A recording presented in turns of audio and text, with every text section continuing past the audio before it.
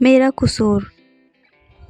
करवा चौथ की तैयारियों में विवेक अपनी पत्नी रितु का हाथ बंटवा रहा था और उसे याद आ रहा था वह पिछला करवा चौथ जिस दिन रितु कोरोना से जूझ रही थी। विवेक का तो जैसे विवेक ही काम नहीं कर रहा था।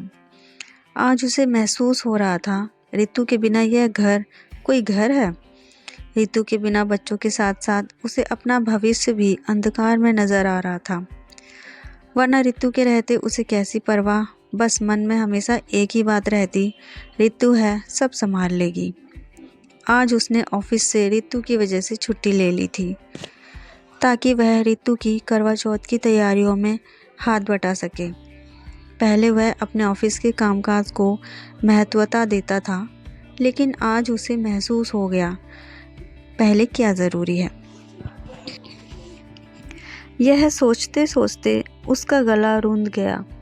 इतने में रितु बोली, विवेक आपको याद है पिछली बार तो मैं व्रत ही नहीं कर पाई, हॉस्पिटल में जो एक एक सांस के लिए लड़ रही थी। विवेक बोला, छोड़ो रितु, बुरे दिन बीत गए, तुम तैयारियां अच्छे से करो। जिस बात को याद कर विवेक खुद कांप रहा था, वह नहीं चाहता था कि वही बात रितु याद करे। आखिर शाम हो गई, सारी तैयारियां हो गई थी। रात हुई तो विवेक छत पर जाकर कई बार चांद देख आया। रितु हंसने लगी, आपके बार बार देखने से चांद थोड़े आ जाएगा। लेकिन आज कुछ देर बाद ही चांद निकल आया। रितु थाली लेकर छत पर पहुंची और उसने चांद की पूजा की। विवेक ने रितु को पानी पिलाकर उसका व्रत खुलवाया। रितु बोली, चलो नीचे चलते हैं। विवेक मुस्कुराकर बोला, तुम अपने हाथों से मेरा व्रत नहीं खुलवाओगी? रितु चौंक गई और बोली, आपने भी व्रत रखा है? तभी सोचूं भूख नहीं है का बहाना क्यों बना रहे थे। विवेक, क्यों भाई, मैं व्रत क्यों नहीं रख सकता? तुम मेरी लंबी उम्र के लिए व्रत रखती हो तो अब मैं भी तुम्हारे लिए व्रत रखूँगा ताकि तुम्हारी भी लंबी उम्र हो और हम साथ में ज़िंदगी के आखिरी पड़ाव तक पहुँचें।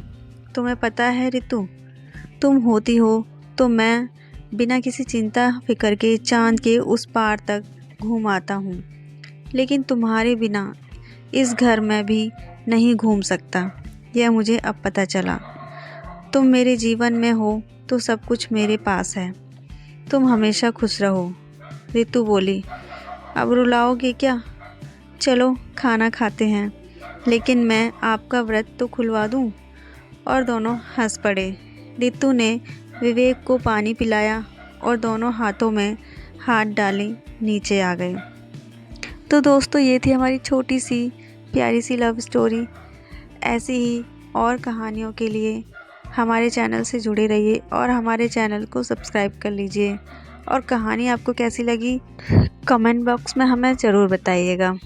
और ऐसे ही मनमोहक, एंटरटेनिंग, मोटिवेशनल, इंस्पिरेशनल कहानियों के लिए हमारे चैनल से जुड़े रहिए और हमारी वीडियो को लाइक और शेयर कीजिए।